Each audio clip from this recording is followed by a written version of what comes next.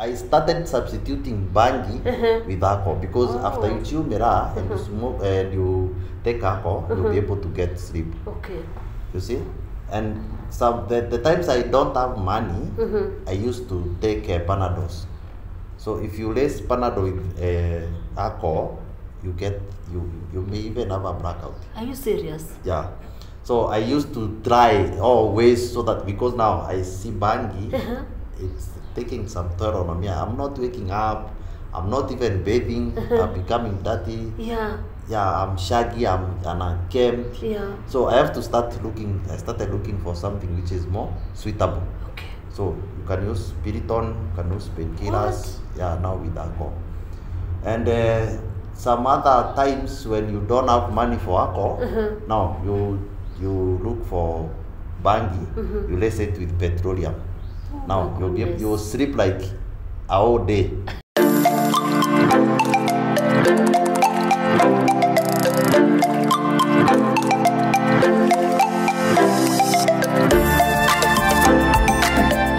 Hi everyone, welcome to Jenny on a Daily Talk Show. This is a show where we discuss about social issues that affect each one of us and cutting across the economic status. Here we discuss about real issues that affect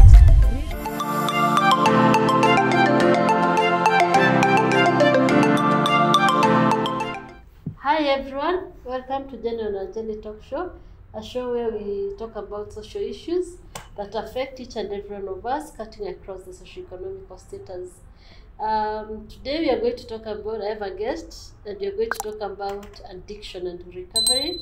He's going to take us through his journey through addiction and how you overcame it and you recovered from that situation. And I'll allow him to introduce himself, and then I'll pick it from there. Karibu sana, introduce yourself to my viewers, and then I pick it from there.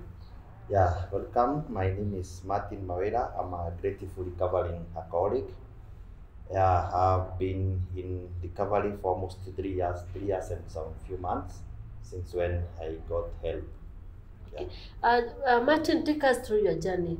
How was it? Because addiction has got a genesis. Take us through that. How did it begin? When did it begin? Take us through that. Yeah, I was brought up in a Christian family, and I used to be a Sunday school leader, but when I went to secondary, I got involved with some friends who had already got exposure on drugs, and I started by smoking bangi. And also, because of our culture, Meru, I used to chew miraa during school holidays. So as I continued with my education, and I got more exposure with the friends I kept. So I started, I was chewing miraa, smoking cigarette, and also smoking bangi. But I hated bangi somehow. I never used to smoke it every day. But for cigarette, yeah, I would buy like every day. And for miraa, I would chew every weekend when you are on holidays. But even during school, I could maybe escape through the fence and go to the town and buy for the weekend, yeah, so that I can be able to chew during school entertainment on Saturdays. Okay. Yeah. So your drug of choice was miraa, cigarette, and bang. But bang, you didn't like it. I didn't like it so much, but because now after you start chewing miraa, you get restless and also you have insomnia. Yeah, that's lack of sleep. So I had to find something to minimize that, so that I could get sleep. And bangi was the option. Okay. Yeah, now I could maybe during on a Sunday when we are not on school, maybe on holiday, we are with other vijanas from the village. So Sunday afternoons are for chewing. So in the evening, I love to buy some bangi when going back home, so that I can smoke after I'm done with my chewing. Okay. Yeah.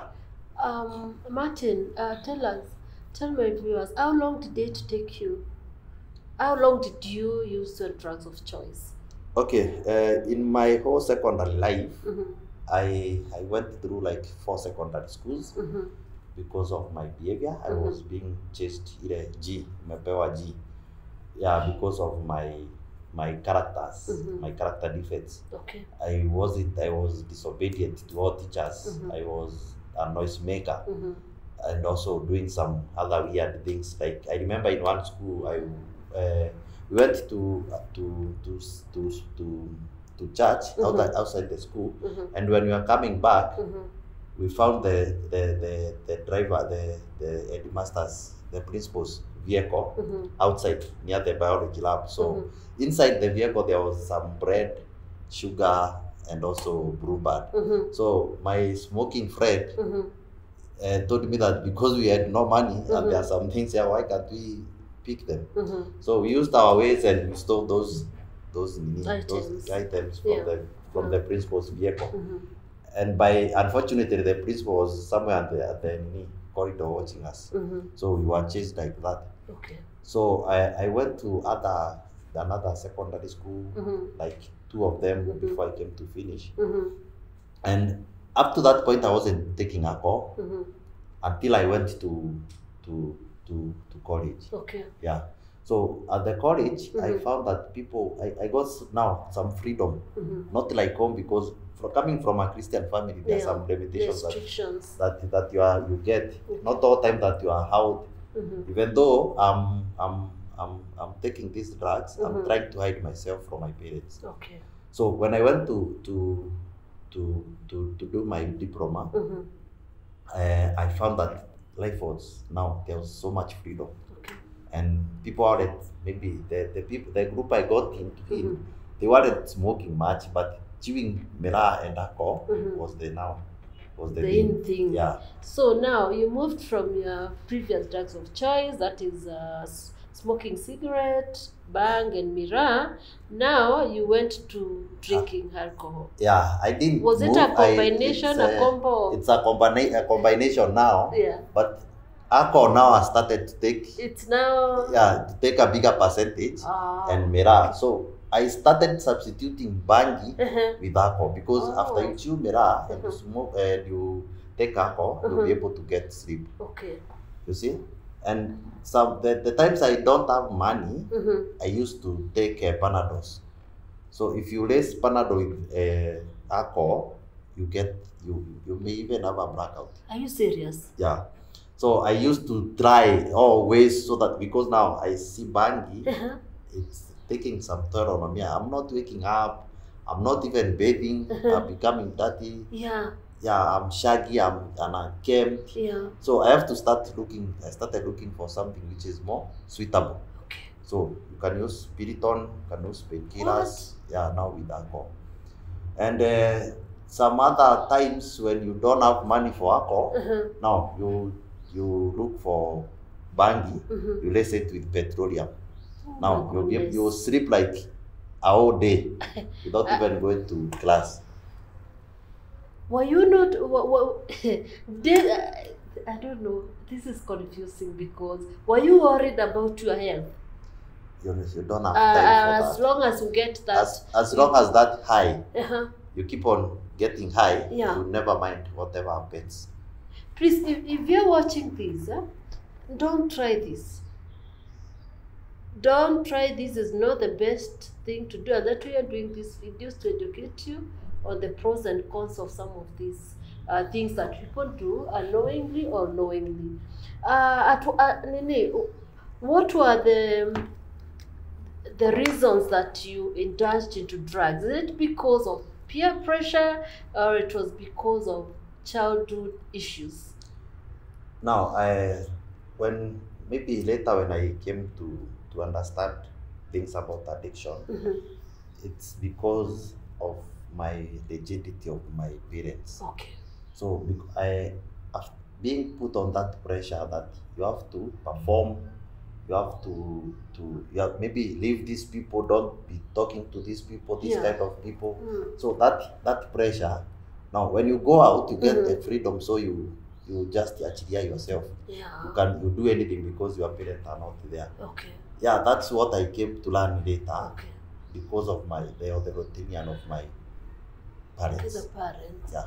Okay, as much as you are parenting, don't be too rigid or too strict. But unfortunately, is during those times when you used to grow up. Growing up in the village, my parents were very strict. Yeah. And you would not get home after your parent. Yeah. It's only the parent who is supposed to come home being the last person. Yeah. If it's 7, Yeah. you have to be there by 6. Yeah, by 6. At what time? Where was the turning point? When was the turning point? After I finished my college, I was doing diploma in sales and marketing. I finished, and although I never graduated because I never submitted my business plan, I was given money for the project and the business plan, and I chewed with Mira, I chewed that with Mira. So I never submitted, but the test I did, I passed them, by the certificate load was written, course not complete. Oh my goodness. Yeah, because I never submitted. So I got some jobs somewhere. Now, I was already exposed to the male life, and yeah, I could talk and make my way so that I could be able to hustle. So I got a job somewhere. We were delivering things from a warehouse to various places and selling them. So that place I could also get money. So when I'm not working, I'm on Hako, Mira. Yeah, Bangi I minimized. So it reached a point where I was suspended. Then after I didn't change my ways, I was sacked. So now I started doing manual jobs. Yeah, I reached a point where I could even wash clubs. I could even as long as money was coming in. Yeah, like in a building where there is an hotel, you are the one who is, if the sewage has a problem, you are the person who is being called. And also I was working in a car wash. During the day I'm in car wash, during the evening I'm working in a bar, in a restaurant. I'm supervisor, not supervisor, I'm the one who is the cleaning. Yeah, the clean, making sure the toilets are clean, and also the floor in the morning. So it reached a point where remember, I'm not at home because I ran away from home, and it reached a point where my parents, they were looking for me. They could come see me on weekend, then they go back, trying to make me come back to myself, but I wasn't able. I was already in drugs. Now I had reached a point where I was shaking. I remember one day at a bar, I had those tremors and from my mouth, such that I had the waiter had to pour alcohol to a glass and give me a straw, because I couldn't be able to pick the glass and put it in the mouth. What? It was that serious? Yeah, it had reached that point. Yeah. Yeah.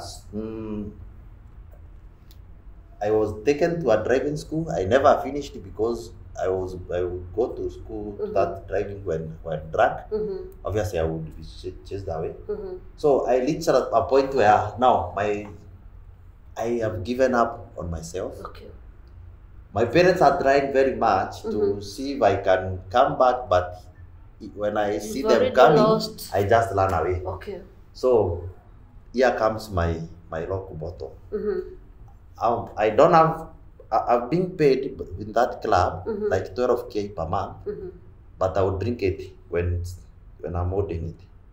Yani that money, you are given that money maybe at 2, and by 6 you are remaining maybe with 2K already, because you drank some, others were stolen. My buyer, my bestie. So that is me. Doing the way of doing things. I didn't have a place to sleep. So there was a small friend of mine. They have a plot in that town. I used to sleep there in his house. Now he and the mother, they are drunkards. Oh my goodness.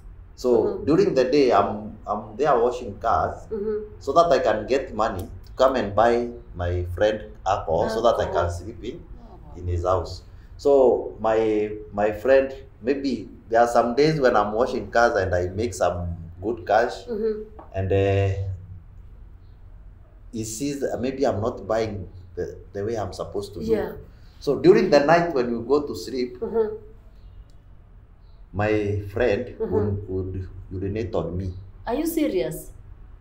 And he would make sure that he has urinated on me very well. Oh. Now it's raining outside. You can't go anywhere, and you have to sleep in this house. He has refused me to tengeneza my bed sheet there, maybe of sacks and cartons. He wants me to make sure that I sleep on the bed so that he can urinate on me. You don't have clothes. I had one t-shirt and one trouser. So there at the car wash, I picked a cloth there, a trouser. So when I come to bed, I would change so that this one can be urinated, and I leave it in the morning hanging there. So in the evening, I will come and wear it again. Oh my goodness! And now the day I tried even to sleep on the floor. He pretended that he was drunk. No, he urinated me on my. He made sure on my head. That's why he directed his urine. Now, it must have been very difficult. I was hopeless. I felt worthless. But I couldn't do anything. You didn't have an alternative. So I had to make sure that I drink more. So that when he's urinating on me, I can't feel it. And wait for the morning. Yeah, but somewhere, I don't know, maybe God touched my parents. Yeah, because my dad came on December 2018, on 24th. He came and asked me if we can go and talk with my manager at the bank, at the club, so that he can give me permission. He wants my sister wants me to come and maybe take care of her job, because from January, he has 2 weeks to go to Naivasha for a workshop. Now he doesn't want to leave the people he has employed, and she was selling a school uniform and also these shoes, and the schools are open, so you know the business the business will be good. So he wanted to leave. My sister wanted to leave someone. So my dad and I and my mom and my sister, we went to my manager. He borrowed permission. He was told down from 5th. I'm free. So my dad told me to wait for him on either 4th or 5th of January, so that he can now travel. But he mentioned, make sure you are not drunk, because we won't go in the same car with you. Yeah, so on that, you are paid. 3rd of January. Yeah. That was in which year? 2019. 2019. So we were paid. I drank myself well, because now I know I'm good. I never did. No, my thought was I'm going to Nairobi to my sister's place. Yeah. And it will take me a while for me to drink. No. I'm going to make some money in Nairobi, so I'll be drinking in Nairobi, not in Meru. Not in Meru. Yeah, that was my thought. Yeah. So that day, that I bought a phone. I bought some. I had a one t-shirt, a Jubilee t-shirt that we were given in 2019, 2017. So, and a trouser. So I bought two more trousers, and 2 more and some shirts. And also, I had only one boxer, so I also added some to go to Nairobi. Nairobi is specifically for Nairobi. Yeah, Nairobi, where? Yeah, now when that day came, remember that 12K by 5th, I had no money, only like 200 shillings. So my dad came to pick me at the car wash. I was ready with my bag, so we came. The first stop was Keno for lunch, and dad bought some nyama choma, and I was unable to eat, because remember, in the morning I never took anything. The withdrawals. The withdrawals now started to hit me. Yeah. That shaking. What? And I felt I was in guilt and shame. So I couldn't be able to pick that meat because of the tremors. So I pretended. You were that serious? Yeah, so I pretended because there cannot, you know, there's some place there's a club there. Yeah. I pretended to go to washroom and faster to the counter and chapaka flash. So that by the time I'm back to where my dad is, at least I'll be able to eat. Yeah. So we came, we had, and we continued the journey.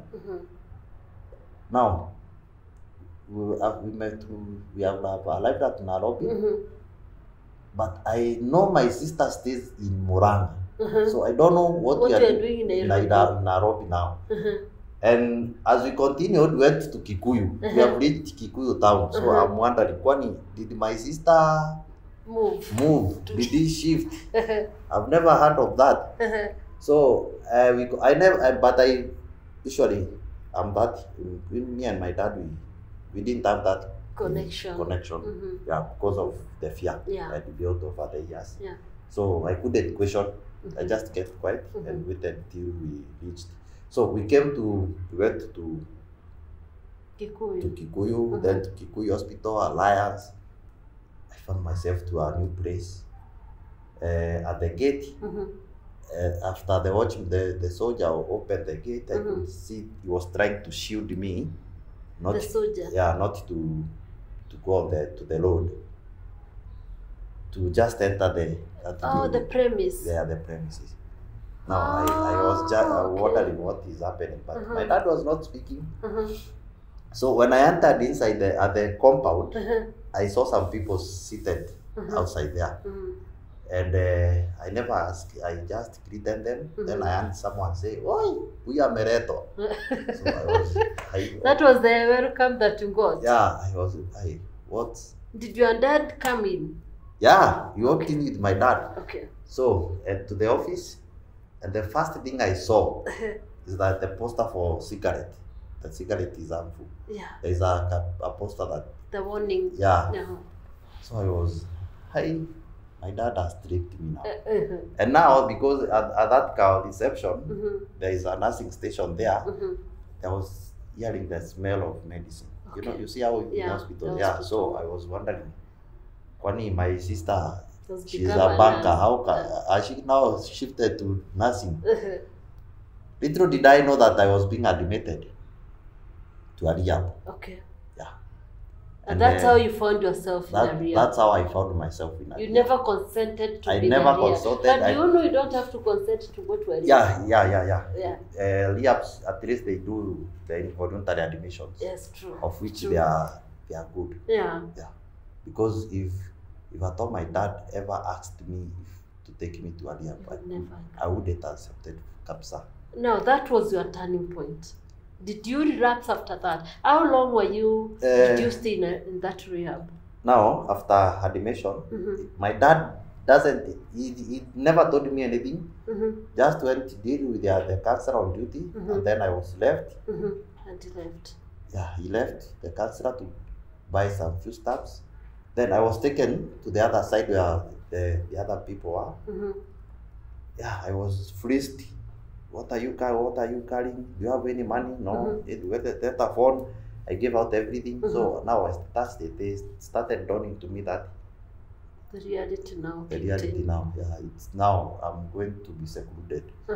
So after everything, now I'm talking to I'm introduced to the chairman. There is a vice chairman. So I have to look also for friends. I hear them talking like, you'll stay here for 3 months. I'm wondering, will I be able? Now, the uncertainties come to hit me. How will I cope? Today, I drank only half. Will I cope tomorrow? Or will I start having nightmares? Are these people mad? Had you gotten to that place of, because of the withdrawals, the hallucinations? Yeah, I had the hallucination. Obviously, the hallucination, there must be there. If you are taking... If you have reached a point where you are taking alcohol like every day, or even chewing mirror, the day you don't take them, the hallucination will come, obviously. So I had reached that point and they are weird. How did you cope? It must have been very difficult. Yeah. Looking back, how did you cope? Now, at least in the hospital, Yeah. you are given detoxification, Yeah. which maybe it reduces that in the content of the substance in your body. Yeah. So, and the detox is able to manage cravings Okay. and also the withdrawals. Mhm. So, like you are given for 5 days, and Mhm. by 1 week Mhm. you are good to go. But The the shaking first, had stopped. yeah, the first 3 days, Mhm. the shaking will be there, Okay. and the nightmares. How did you feel? Because you talked about having lunch with your dad, not being able to pick something from the. How did you cope? I'm just wondering. Now, Mhm. because of it's a new environment, Yeah. there is no alcohol in the morning. Yeah. You know, if you are taking alcohol like every morning, Mhm. during the day you'll be able to hit because the brain is now settled. But Yeah. now, because if you are told you haven't taken Mhm. anything, Mhm. that's why you hear them, the addicts say, naenda kutoa lock. Yeah. Before you do that, there is not even, hata kuona hapo huwezi. It's difficult. serious. Yeah. But after igniting something in the brain, Mhm. obviously, Mhm. itafunguka. Like Martin, you are never weaned off all these substances and drugs. It's like it was Cut off it at once and replaced with detox. What? So you're going to like have those hallucinations like Mhm. for a few days. Mhm. Then after there, Mhm. your appetite will come back. Now after the detox washes everything, Mhm. every chemicals in your blood, Okay. your appetite will be back. Now you'll be able to feed, Mhm. you'll be able to shower. Mhm. After how long again? After now, your dad bringing you, leaving you in a new environment, new people not saying anything. How long did they come to visit you? In the rehab setup, I stayed for 1 month. Mm-hmm. There is a program that is done called the 12 steps program. Mm-hmm. You are taught on you are taken through the effects of drugs. Yeah. Then you are taken to a process where you start looking at yourself instead of them. Yes. So that you'll be able to accept that you are the one who had a problem. Mm-hmm. Because always addicts never agree that they have a problem. Okay. Yeah, addicts live in Yeah, denial. they never. Yeah, it's true. So the program, the 12 steps program, is able to bring you out and see that yourself that's the problem and not your people The or the people. person who brought you to the rehab. So I stayed for 1 month, Mm-hmm. and then there is a family session. Mm-hmm. Now we have been discussing with my counselor Yeah. what has been happening in Yeah. my life, what has led to this. So now I had mentioned my parents, Mm-hmm. and so the counselor has to call my The parents parent now. because and also they are in my treatment plan, Yeah. so they must be there. Yeah. So we did the first session, Mm-hmm. and the second month we went there again for Mhm. the second session. Mm-hmm. Now our director usually comes to talk to other patients, Mm-hmm. and during that time I had him say that we are like 50 of us and he doesn't need all of us to get sober because he knows some are here to, it's like a resort to them. Ah. Others, they are here pushing others. Mhm. Others are here to interfere with the recovery of others. Mm-hmm. But there are a few, Mm-hmm. like 5. Mm-hmm. So I told myself, why should I not be one of them, Okay. of those 5? Yeah. Why I can't even say enough is enough Mm-hmm. of these drugs. Mm-hmm. So I took it as a challenge, Mm-hmm. and I opted to To quit. quit. Okay. Yeah, and to focus now on rebuilding my life. Okay. So during that time, Mm-hmm.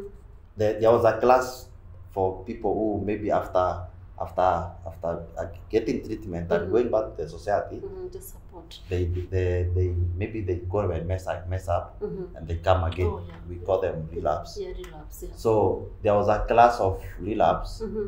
and the director said instead of them doing this program again, let's do some training for them. Okay. So as he was talking to us, he told us if there is anyone who wishes to do the training, Mm-hmm. he can also enroll. Mm-hmm. So me, I enrolled for the training, Mm-hmm. and that's how I did my counseling. psychology. Wow. Yeah. So you are a trained addiction counselor. Addiction counselor. Uh-huh. And unfortunately, after finishing my program and after doing the training, maybe God had seen my star, and I got a job at the same same institution. place. Wow. Yeah. Wow. So That's, up to date, that's where I'm working. Wow. Yeah. That's Now amazing. it's good when you see that you are when you are teaching or when you are talking to those patients, Yeah. you are able to relate with them. Yeah, sure. You are able to share what you went through. Yeah. So those patients will see you as, okay, if Martin made it, why Exactly. not me? Why not me? Yeah. As someone out there, I want to speak to you. If you're struggling with whatever form of addiction that you're struggling, there is light at the end of the tunnel.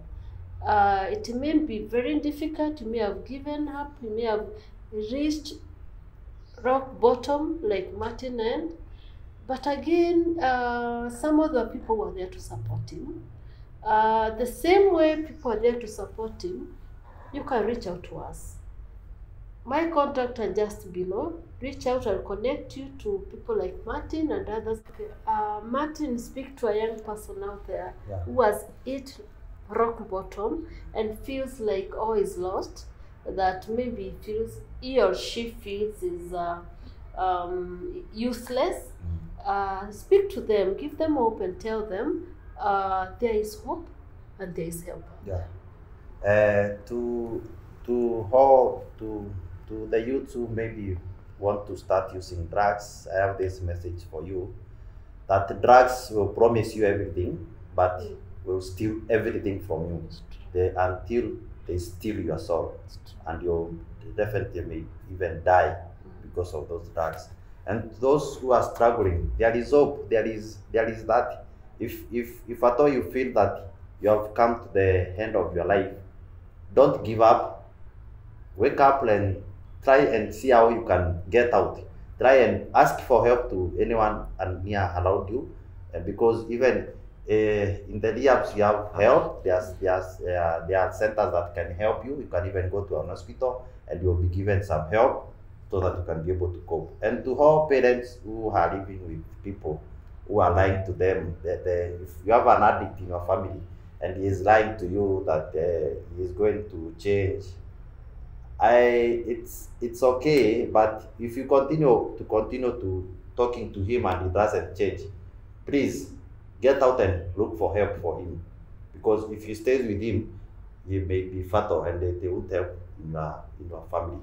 Look, there is hope, there is recovery, and for those of us in recovery, let's keep on sharing to others so that they can be able to know that we do recover and that recovery is possible.